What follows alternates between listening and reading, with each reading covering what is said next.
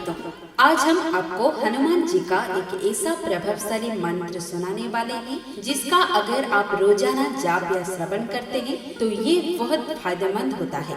हनुमान जी का ये मंत्र इतना असरदार है कि जो भी भक्त रोजाना सच्चे मन से इस मंत्र का जाप करता है या इसे सुनता है तो पहले दिन से ही उसके ऊपर हनुमान जी की कृपा होने लगती है और उसकी सारी परेशानियां तुरंत ही दूर हो जाती हैं। तो भक्तों, चलिए हनुमान जी के शक्तिशाली मंत्रों को 108 बार पूरा सुन लेते हैं। लेकिन उससे पहले हनुमान जी के सभी भक्तों से निवेदन है कि अगर आपको वीडियो पसंद आ रही हो तो वीडियो को लाइक जरूर करें और कमेंट बॉक्स में जय हनुमान जी जरूर लिखें।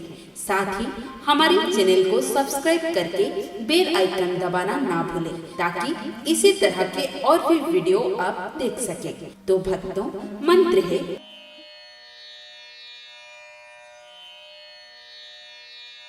अतुलित बलधामं हेमशूलाभदेहम् अनुजवनकृशानुं ज्ञानिनामग्रगण्यं सकलगुणनिधानं वानराणामध्यस्थं रघुपतिप्रियभक्तं वातजातं नमामि। अतुलितबलधामं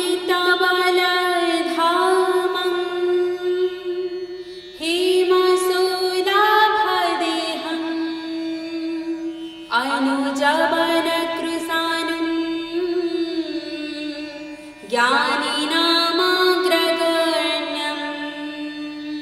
सकलगुणनिधानं वानराणामध्यस्थं रघुपतिप्रियभक्तं वातजातं नमामि। अतुलितबलधामं हेमशूलाभदेहम् अनुजवनकृशानुं ज्ञानिनामग्रगण्यं सकलगुणनिधानं वानराणामध्यस्थं रघुपतिप्रियभक्तं वातजातं नमामि। अतुलितबलधामं हेमशूलाभदेहम् अनुजवनकृशानुं ज्ञानिनामग्रगण्यं सकलगुणनिधानं वानराणामध्यस्थं रघुपतिप्रियभक्तं वातजातं नमामि। अतुलितबलधामं हेमशूलाभदेहम् अनुजवनकृशानुं ज्ञानिनामग्रगण्यं सकलगुणनिधानं वानराणामध्यस्थं रघुपतिप्रियभक्तं वातजातं नमामि। अतुलितबलधामं हेमशूलाभदेहम् अनुजवनकृशानुं ज्ञानिनामग्रगण्यं सकलगुणनिधानं वानराणामध्यस्थं रघुपतिप्रियभक्तं वातजातं नमामि। अतुलितबलधामं हेमशूलाभदेहम् अनुजवनकृशानुं ज्ञानिनामग्रगण्यं सकलगुणनिधानं वानराणामध्यस्थं रघुपतिप्रियभक्तं वातजातं नमामि। अतुलितबलधामं हेमशूलाभदेहम् अनुजवनकृशानुं ज्ञानिनामग्रगण्यं सकलगुणनिधानं वानराणामध्यस्थं रघुपतिप्रियभक्तं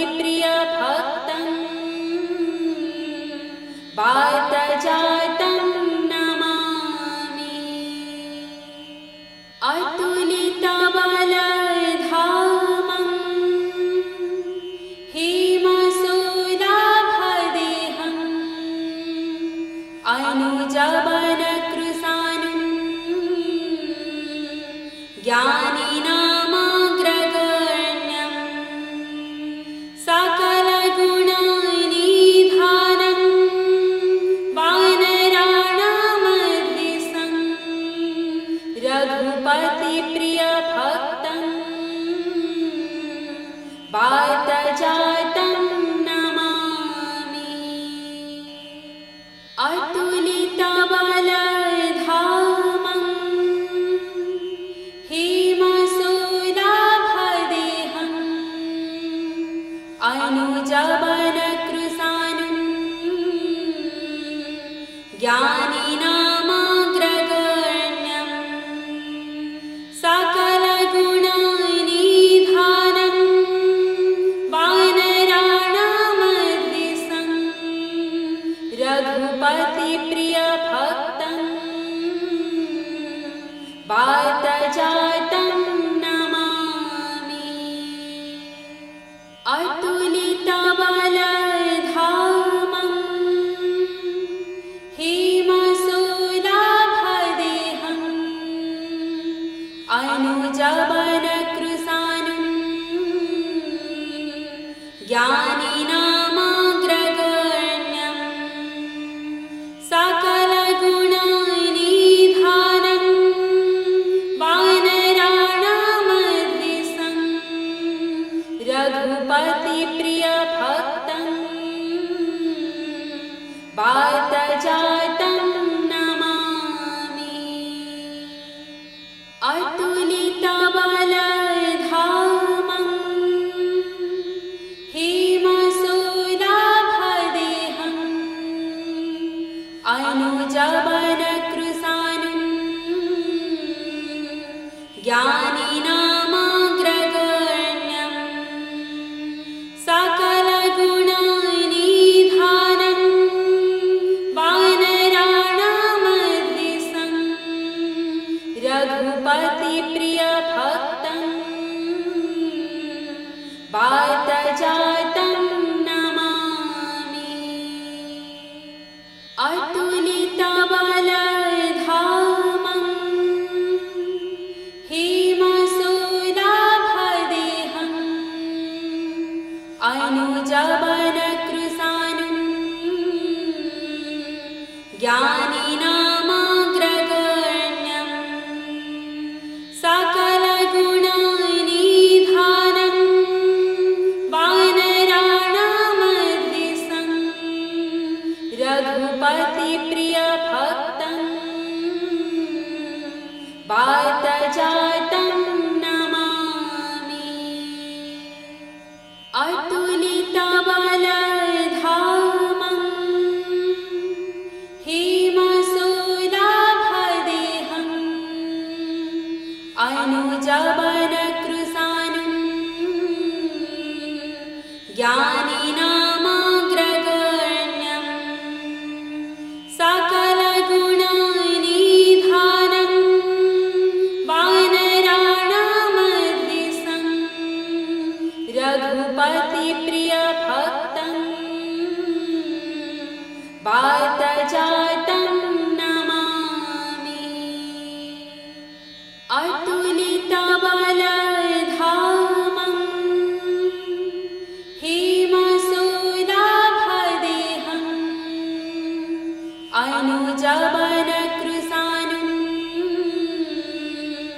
ज्ञानिनामग्रगण्यं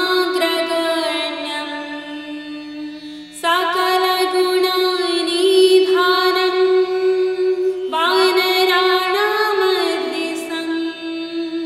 रघुपतिप्रियभक्तं वातजातं नमामि। अतुलितबलधामं हेमशूलाभदेहम् अनुजवनकृशानुं ज्ञानिनामग्रगण्यं सकलगुणनिधानं वानराणामर्दिशं रघुपतिप्रियभक्तं वातजातं नमामि। अतुलितबलधामं हेमशूलाभदेहम् अनुजवनकृशानुं ज्ञानिनामग्रगण्यं सकलगुणनिधानं वानराणामर्दिशं रघुपतिप्रियभक्तं वातजातं नमामि। अतुलितबलधामं हेमशूलाभदेहम् अनुजवनकृशानुं ज्ञानिनामग्रगण्यं सकलगुणनिधानं वानराणामर्दिशं रघुपतिप्रियभक्तं वातजातं नमामि। अतुलितबलधामं हेमशूलाभदेहम् अनुजवनकृशानुं ज्ञानिनामग्रगण्यं सकलगुणनिधानं वानराणामर्दिशं रघुपतिप्रियभक्तं वातजातं नमामि। अतुलितबलधामं हेमशूलाभदेहम् अनुजवनकृशानुं ज्ञानिनामग्रगण्यं सकलगुणनिधानं वानराणामर्दिशं रघुपतिप्रियभक्तं वातजातं नमामि। अतुलितबलधामं हेमशूलाभदेहम् अनुजवनकृशानुं ज्ञानिनामग्रगण्यं सकलगुणनिधानं वानराणामर्दिशं रघुपतिप्रियभक्तं वातजातं नमामि। अतुलितबलधामं हेमशूलाभदेहम् अनुजवनकृशानुं ज्ञानिनामग्रगण्यं सकलगुणनिधानं वानराणामर्दिशं रघुपतिप्रियभक्तं वातजातं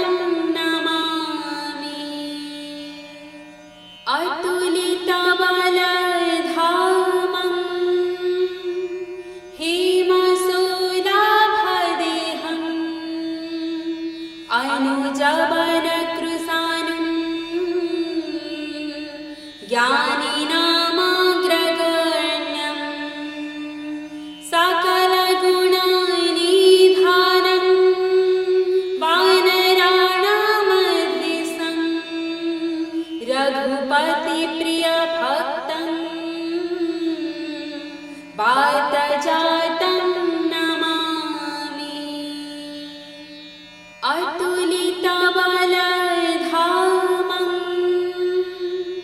हेमशूलाभदेहं अनुजवनकृशानुं ज्ञानिनामग्रगण्यं सकलगुणनिधानं वानराणामर्दिशं रघुपतिप्रियभक्तं वातजातं नमामि। अतुलितबलधामं हेमशूलाभदेहं अनुजवनकृशानुं ज्ञानिनामग्रगण्यं सकलगुणनिधानं वानराणामर्दिशं रघुपतिप्रियभक्तं वातजातं नमामि। अतुलितबलधामं हेमशूलाभदेहं अनुजवनकृशानुं ज्ञानिनामग्रगण्यं सकलगुणनिधानं वानराणामर्दिशं रघुपतिप्रियभक्तं वातजातं नमामि। अतुलितबलधामं हेमशूलाभदेहं अनुजवनकृशानुं ज्ञानिनामग्रगण्यं सकलगुणनिधानं वानराणामर्दिशं रघुपतिप्रियभक्तं वातजातं नमामि। अतुलितबलधामं हेमशूलाभदेहं अनुजवनकृशानुं ज्ञानिनामग्रगण्यं सकलगुणनिधानं वानराणामर्दिशं रघुपतिप्रियभक्तं वातजातं नमामि। अतुलितबलधामं हेमशूलाभदेहं अनुजवनकृशानुं ज्ञानिनामग्रगण्यं सकलगुणनिधानं वानराणामर्दिशं रघुपतिप्रियभक्तं वातजातं नमामि। अतुलितबलधामं हेमशूलाभदेहं अनुजवनकृशानुं ज्ञानिनामग्रगण्यं सकलगुणनिधानं वानराणामर्दिशं रघुपति प्रिय भक्तं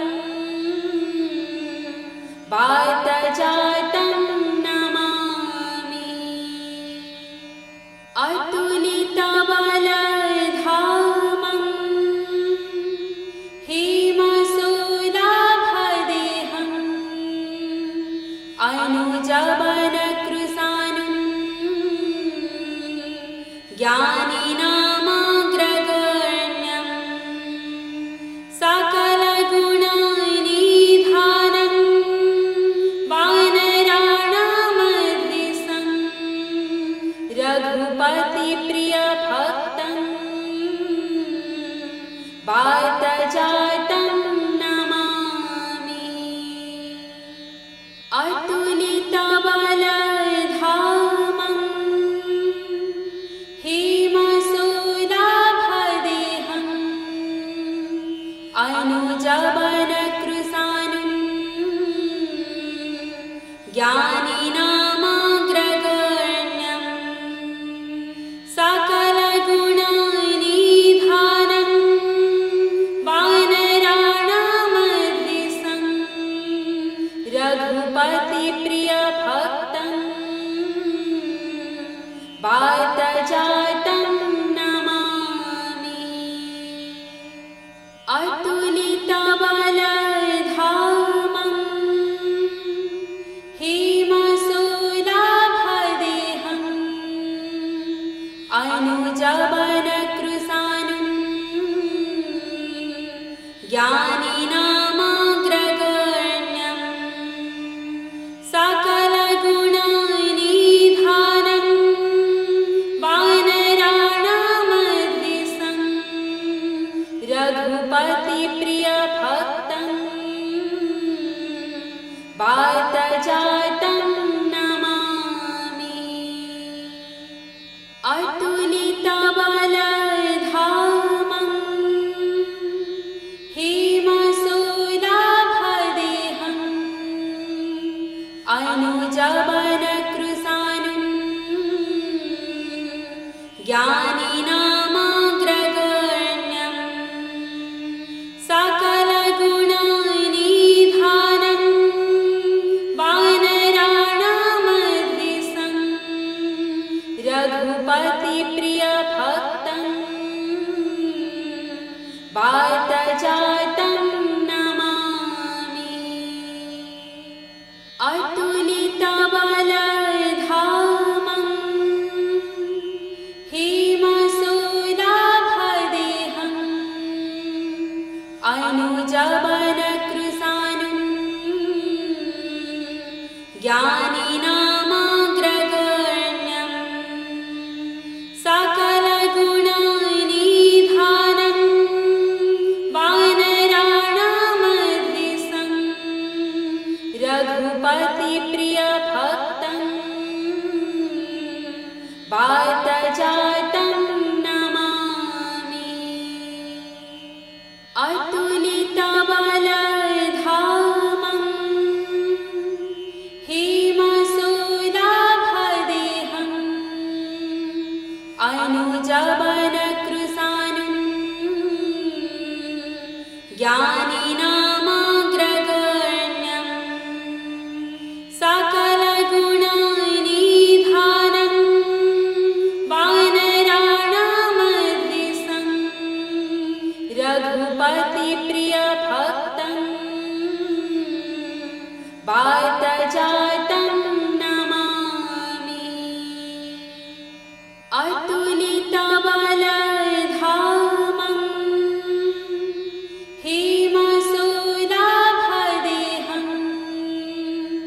अनुजवनकृशानुं ज्ञानिनामग्रगण्यं सकलगुणनिधानं वानराणामर्दिशं रघुपतिप्रियभक्तं वातजातं नमामि। अतुलितबलधामं हेमशूलाभदेहम्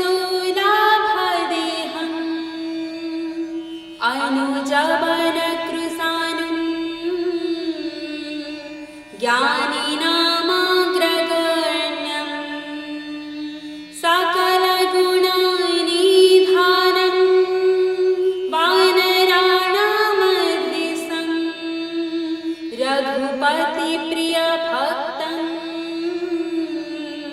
वातजातं नमामि। अतुलितबलधामं हेमशूलाभदेहं अनुजवनकृशानुं ज्ञानिनामग्रगण्यं सकलगुणनिधानं वानराणामर्दिशं रघुपतिप्रियभक्तं वातजातं नमामि। अतुलितबलधामं हेमशूलाभदेहं अनुजवनकृशानुं ज्ञानिनामग्रगण्यं सकलगुणनिधानं वानराणामर्दिशं रघुपतिप्रियभक्तं वातजातं नमामि। अतुलितबलधामं हेमशूलाभदेहं अनुजवनकृशानुं ज्ञानिनामग्रगण्यं सकलगुणनिधानं वानराणामर्दिशं रघुपतिप्रियभक्तं वातजातं नमामि। अतुलितबलधामं हेमशूलाभदेहं अनुजवनकृशानुं ज्ञानिनामग्रगण्यं सकलगुणनिधानं वानराणामर्दिशं रघुपतिप्रियभक्तं वातजातं नमामि। अतुलितबलधामं हेमशूलाभदेहं अनुजवनकृशानुं ज्ञानिनामग्रगण्यं सकलगुणनिधानं वानराणामर्दिशं रघुपतिप्रियभक्तं वातजातं नमामि। अतुलितबलधामं हेमशूलाभदेहं अनुजवनकृशानुं ज्ञानिनामग्रगण्यं सकलगुणनिधानं वानराणामर्दिशं रघुपतिप्रियभक्तं वातजातं नमामि। अतुलितबलधामं हेमशूलाभदेहं अनुजवनकृशानुं ज्ञानिनामग्रगण्यं सकलगुणनिधानं वानराणामर्दिशं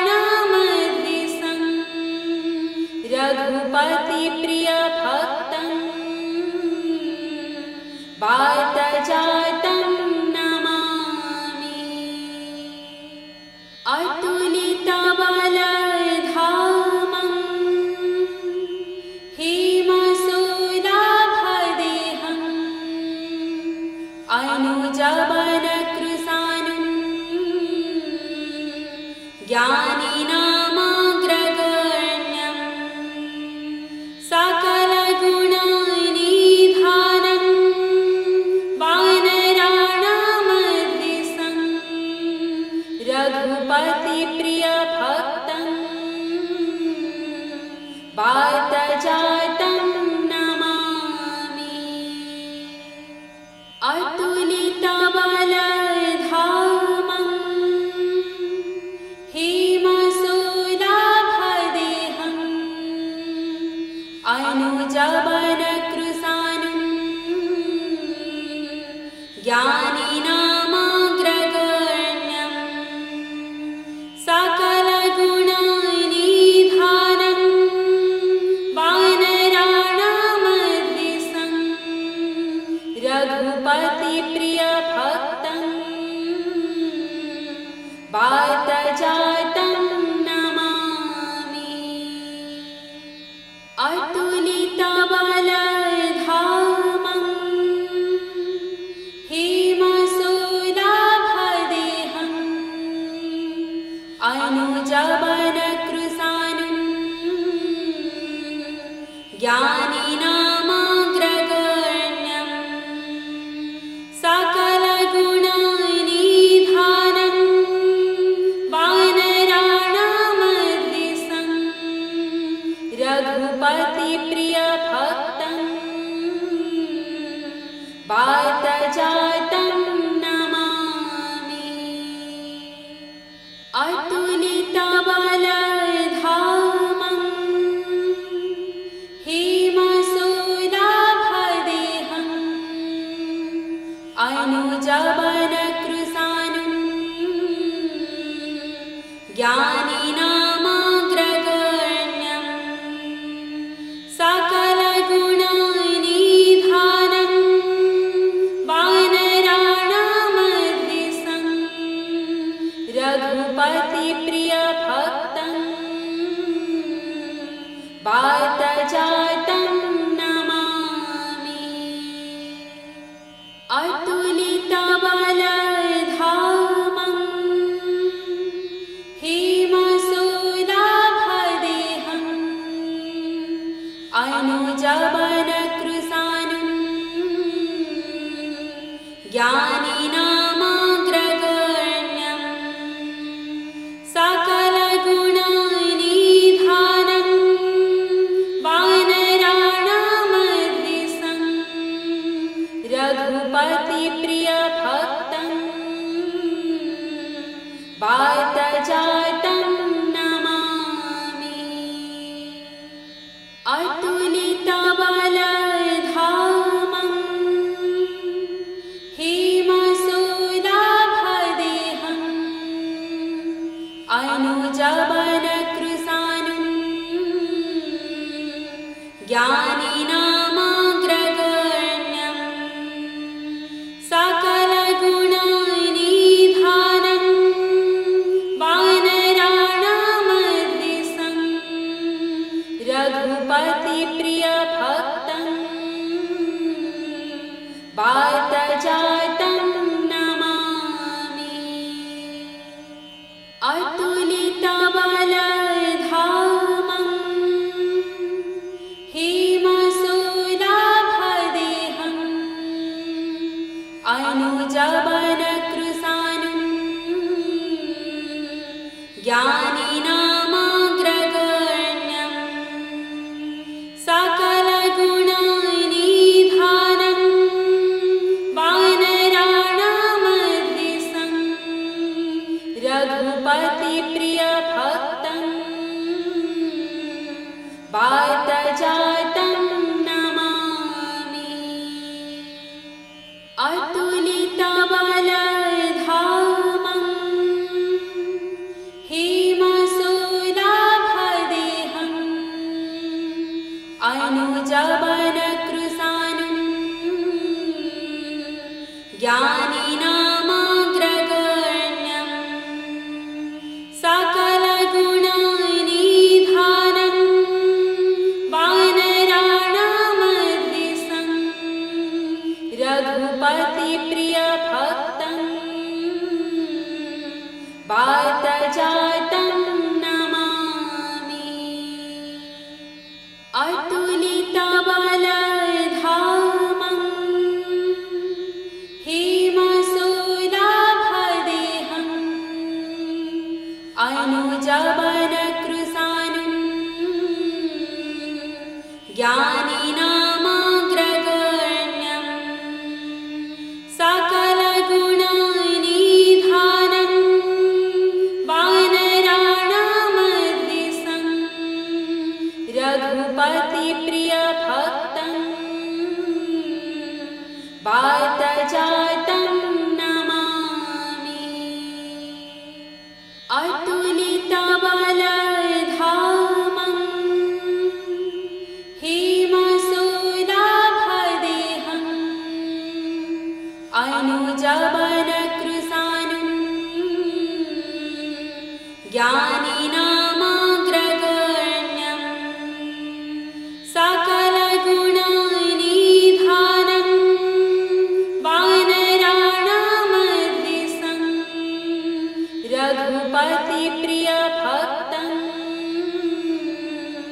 वातजातं नमामि। अतुलितबलधामं हेमशूलाभदेहं अनुजवनकृशानुं ज्ञानिनामग्रगण्यं सकलगुणनिधानं वानराणामर्दिशं रघुपतिप्रियभक्तं वातजातं नमामि। अतुलितबलधामं हेमशूलाभदेहं अनुजवनकृशानुं ज्ञानिनामग्रगण्यं सकलगुणनिधानं वानराणामर्दिशं रघुपतिप्रियभक्तं वातजातं नमामि। अतुलितबलधामं हेमशूलाभदेहं अनुजवनकृशानुं ज्ञानिनामग्रगण्यं सकलगुणनिधानं वानराणामर्दिशं रघुपतिप्रियभक्तं वातजातं नमामि। अतुलितबलधामं हेमशूलाभदेहं अनुजवनकृशानुं ज्ञानिनामग्रगण्यं सकलगुणनिधानं वानराणामर्दिशं रघुपतिप्रियभक्तं वातजातं नमामि। अतुलितबलधामं हेमशूलाभदेहं अनुजवनकृशानुं ज्ञानिनामग्रगण्यं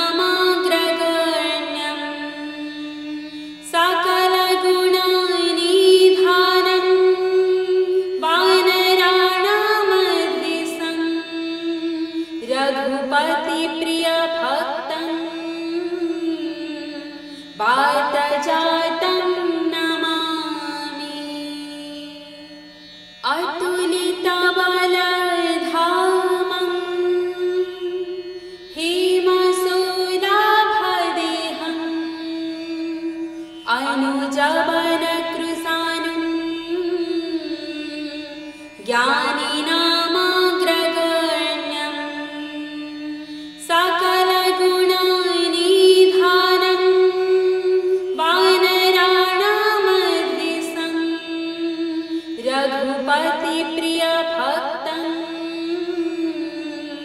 वातजातं नमामि। अतुलितबलधामं हेमशूलाभदेहम्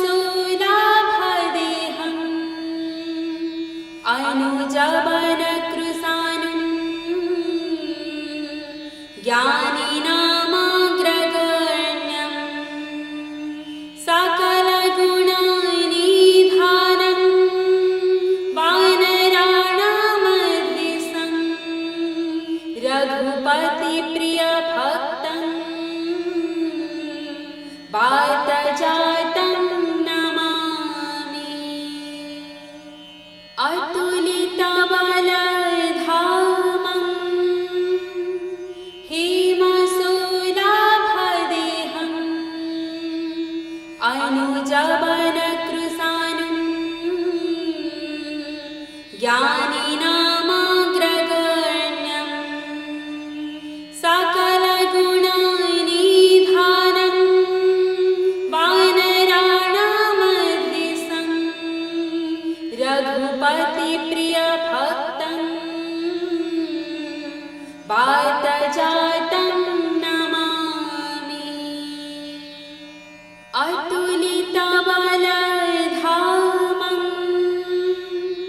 हेमशूलाभदेहम् अनुजवनकृशानुं ज्ञानिनामग्रगण्यं सकलगुणनिधानं वानराणामर्दिशं रघुपतिप्रियभक्तं वातजातं नमामि। अतुलितबलधामं हेमशूलाभदेहम् अनुजवनकृशानुं ज्ञानिनामग्रगण्यं सकलगुणनिधानं वानराणामर्दिशं रघुपतिप्रियभक्तं वातजातं नमामि। अतुलितबलधामं हेमशूलाभदेहम् अनुजवनकृशानुं ज्ञानिनामग्रगण्यं सकलगुणनिधानं वानराणामर्दिशं रघुपतिप्रियभक्तं वातजातं नमामि। अतुलितबलधामं हेमशूलाभदेहम् अनुजवनकृशानुं ज्ञानिनामग्रगण्यं सकलगुणनिधानं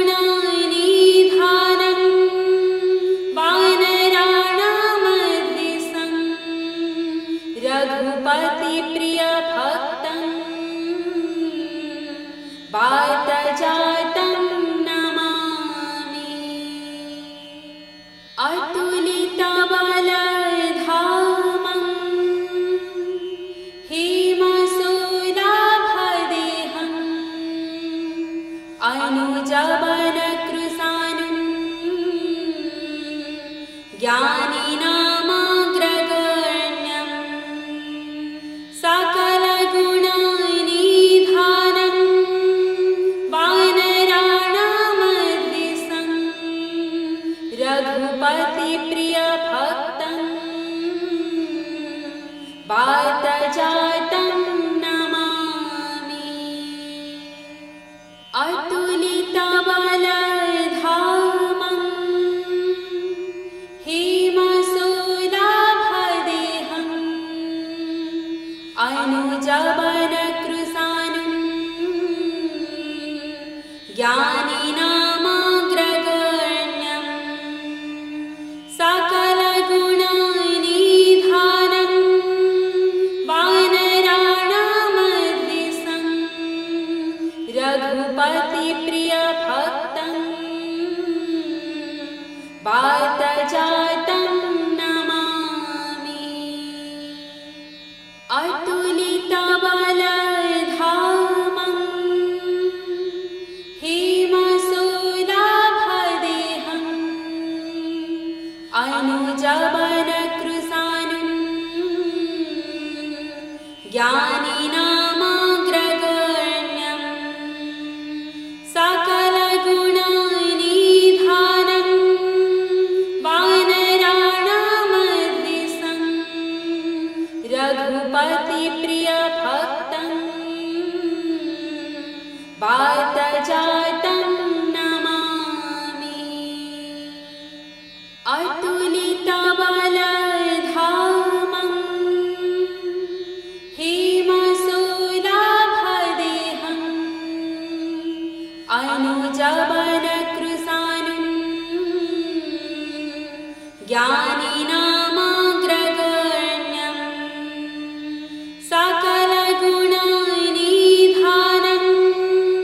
वानराणामर्दिशं रघुपतिप्रियभक्तं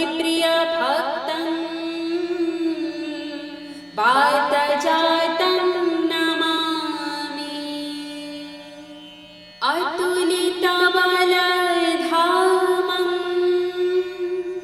हेमशूलाभदेहं अनुजवनकृशानुं ज्ञानिनामग्रगण्यं सकलगुणनिधानं वानराणामर्दिशं रघुपतिप्रियभक्तं वातजातं नमामि। अतुलितबलधामं हेमशूलाभदेहं अनुजवनकृशानुं ज्ञानिनामग्रगण्यं सकलगुणनिधानं वानराणामर्दिशं रघुपतिप्रियभक्तं वातजातं नमामि। अतुलितबलधामं हेमशूलाभदेहं अनुजवनकृशानुं ज्ञानिनामग्रगण्यं सकलगुणनिधानं वानराणामर्दिशं रघुपतिप्रियभक्तं वातजातं नमामि। अतुलितबलधामं हेमशूलाभदेहं अनुजवनकृशानुं ज्ञानिनामग्रगण्यं सकलगुणनिधानं वानराणामर्दिशं रघुपतिप्रिय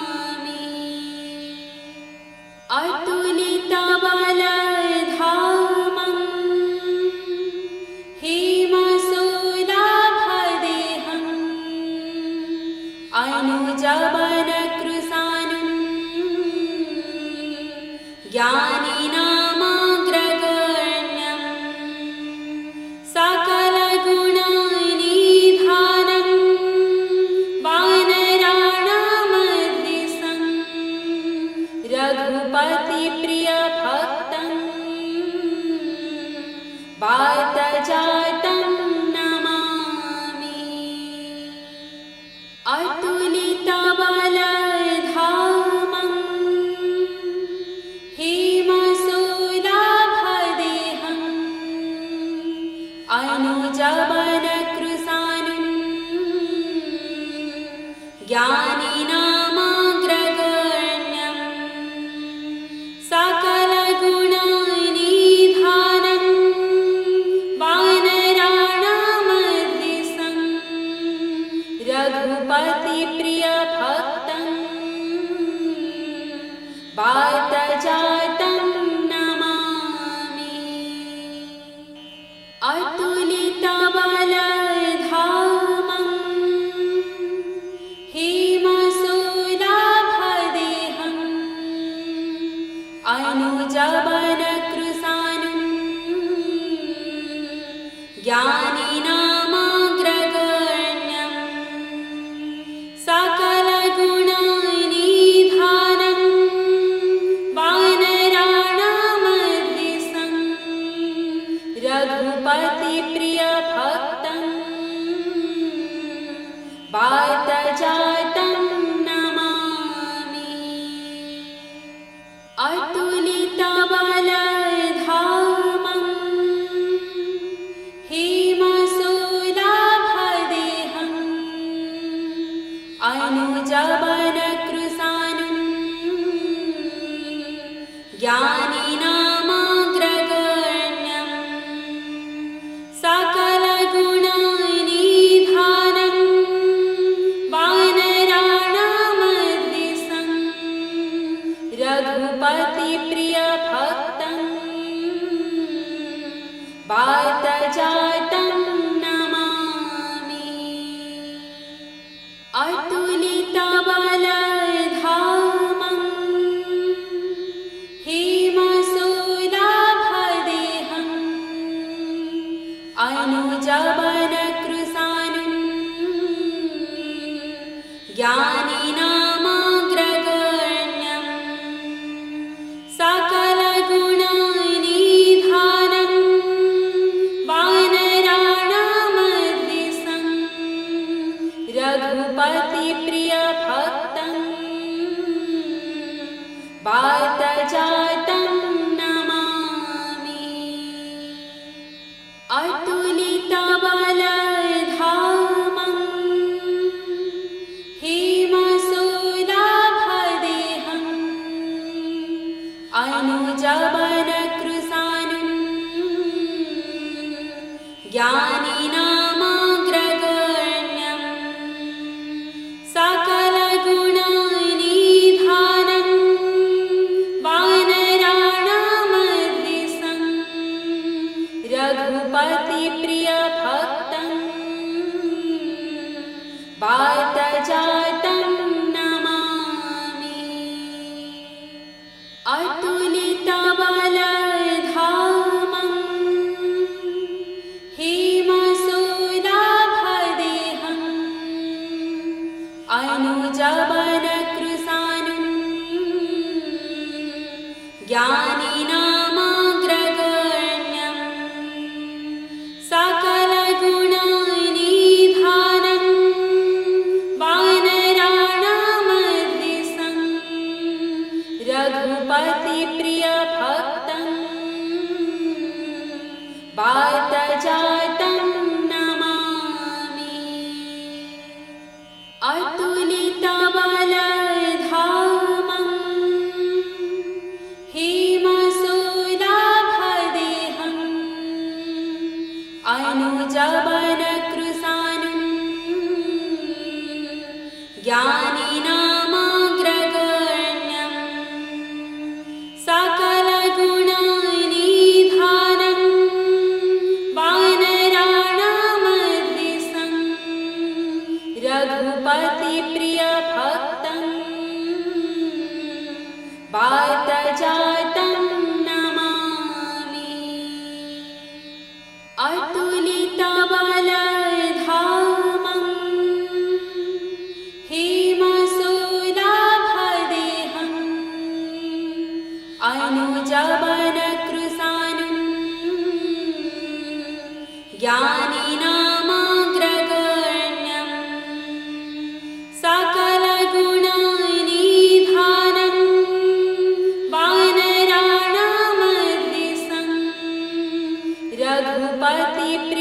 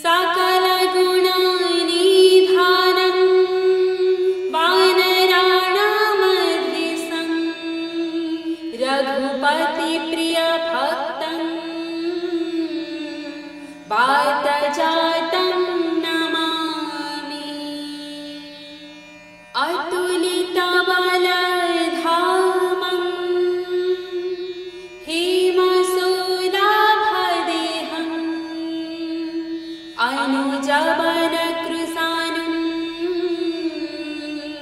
ज्ञानिनामग्रगण्यं सकलगुणनिधानं वानराणामर्दिशं रघुपतिप्रियभक्तं वातजातं नमामि। अतुलितबलधामं हेमशूलाभदेहं अनुजबनकृसानुं ज्ञानिनामग्रगण्यं सकलगुणनिधानं वानराणामर्दिशं रघुपतिप्रियभक्तं वातजातं नमामि। अतुलितबलधामं हेमशूलाभदेहं अनुजबनकृसानुं ज्ञानिनामग्रगण्यं सकलगुणनिधानं वानराणामर्दिशं रघुपतिप्रियभक्तं वातजातं नमामि। अतुलितबलधामं हेमशूलाभदेहं अनुजबनकृसानुं ज्ञानिनामग्रगण्यं सकलगुणनिधानं वानराणामर्दिशं रघुपतिप्रियभक्तं वातजातं नमामि। अतुलितबलधामं हेमशूलाभदेहं अनुजबनकृसानुं ज्ञानिनामग्रगण्यं सकलगुणनिधानं वानराणामर्दिशं रघुपतिप्रियभक्तं वातजातं नमामि। अतुलितबलधामं हेमशूलाभदेहं अनुजबनकृसानुं ज्ञानिनामग्रगण्यं सकलगुणनिधानं वानराणामर्दिशं रघुपतिप्रियभक्तं वातजातं नमामि। अतुलितबलधामं हेमशूलाभदेहं अनुजबनकृसानुं ज्ञानिनामग्रगण्यं सकलगुणनिधानं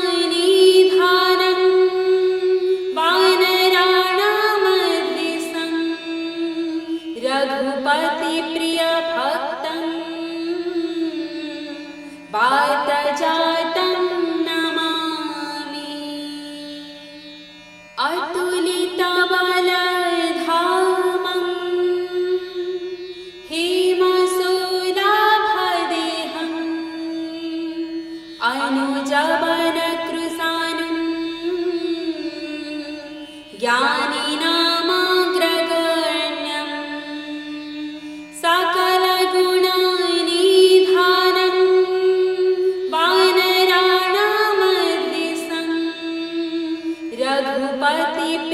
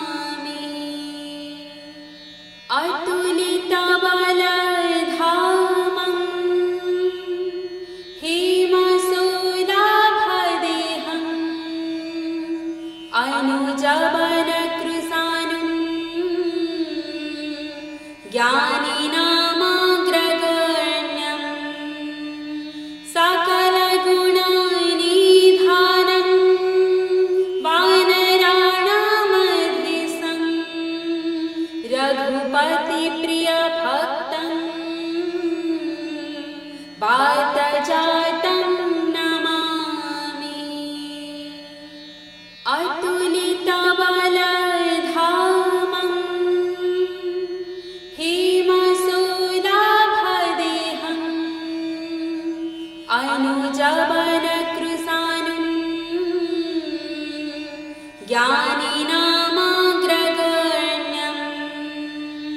सकलगुणनिधानं वानराणामध्यस्थं रघुपतिप्रियभक्तं वातजातं नमामि। अतुलितबलधामं हेमशूलाभदेहं अनुजवनकृशानुं ज्ञानिनामग्रगण्यं सकलगुणनिधानं वानराणामध्यस्थं रघुपतिप्रियभक्तं वातजातं नमामि। अतुलितबलधामं हेमशूलाभदेहं अनुजवनकृशानुं ज्ञानिनामग्रगण्यं सकलगुणनिधानं वानराणामध्यस्थं रघुपतिप्रियभक्तं वातजातं नमामि। अतुलितबलधामं हेमशूलाभदेहं अनुजवनकृशानुं ज्ञानिनामग्रगण्यं सकलगुणनिधानं वानराणामध्यस्थं रघुपतिप्रियभक्तं वातजातं नमामि। अतुलितबलधामं हेमशूलाभदेहं अनुजवनकृशानुं ज्ञानिनामग्रगण्यं सकलगुणनिधानं वानराणामध्यस्थं रघुपतिप्रियभक्तं